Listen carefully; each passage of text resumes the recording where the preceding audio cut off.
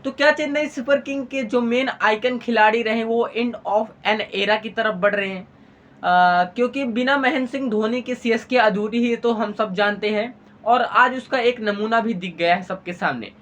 क्योंकि बिना महेंद्र सिंह धोनी के, बिना मास्टर माइंड के सीएसके किस तरीके से बिखर सकती है, ये हम लोगों ने आज देखा है राजस्थान रॉयल्स के सामने।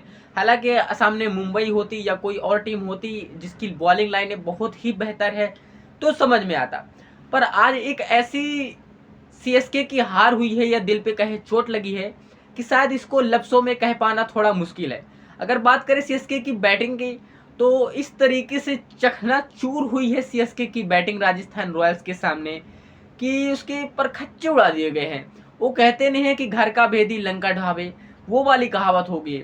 क्योंकि घर का जो मेन सदस्य थे रविंद्र जडेजा, वो चले गए हैं राजस्थान रॉयल्स में, और उन्होंने जो कारनामा किया है या बताया है उनके थ्रू हुआ है वो देखने योग्य था।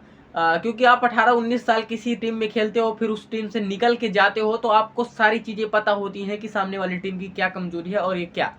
और मैं बात करूं सीएसके की बैटिंग लाइनअप की, तो शायद कोई भी ऐसा बैट्समैन नहीं कर पाया वो काम जिसको पार्टनरशिप रहकर या बैठकर क्रिएट करने चाहिए था, चाहे वो संजू सैमसन। और उसके बाद मैं बात करूँगा ऋतुराज गायकवाड़ की, यहाँ पे थोड़ा वो कैप्टन थे, दारोमदार उनके सर पे था, पर शायद नाकाम रहे वो अपने इस कैप्टनसी पे पहले ही मुकाबला। और जरूरी नहीं कि हर मैच में ही रन बनाए बैटर, पर हाँ सिचुएशन ऐसी थी कि रन आपको चाहिए थे, और इसीलिए कह रहे होंगे साला के fans, I am missing you Mahendra Singh Dhoni very very. तो ये वाली कहानी रही है, और इतनी घटिया तरीके से हारी है सीएसके मेरे हिसाब से कि मैं शायद इसको बयान नहीं कर सकता। और राजस्थान रॉयल के सामने घुटने टेक दिए है भाई सीएसके ने, एक ऐसी कहानी। बाकी हाँ, अगर मैं बात करूँ पॉइंट ऑफ व्यू की कि पहला मुकाबला कैसा गया, तो शायद सीएसके के पॉइंट ऑफ व्यू से बहुत ही ज़्यादा घटिया गया है। और सच कहें तो सीएसके एक इमोशन बन चुका है फैंस का, और सीएसके महेंद्र सिंह धोनी के बिना सीएसके अधूरा है। ये लगता है कि ऐसा हाँ आसान है, बट नहीं। अगर धोनी नहीं रहेंगे सीएसके में तो वही वाली बात हो जाएगी कि रॉयल चैलेंजर्स बैंगलोर में विराट कोहली ना रहे, और ऋतुराज गायकवाड़ को अपनी टीम लेकर आगे चलना पड़ेगा। क्योंकि 2-3 मैच में महेंद्र सिंह धोनी नहीं रहेगी, वो इंजर्ड है, वो व्हील चेयर पे बैठे हैं। यहाँ पे कमबैक करना होगा सीएसके को, और दिखाना होगा कि वो क्यों चेन्नई सुपर किंग है। तो ये चीज़ लानी ही होगी, नहीं तो फिर शायद कुछ नहीं हो सकता। और ऋतुराज गायकवाड़ को अब प्रूव करने की ज़रूरत है कि यार मैं भी एक बढ़िया कैप्टन हूँ।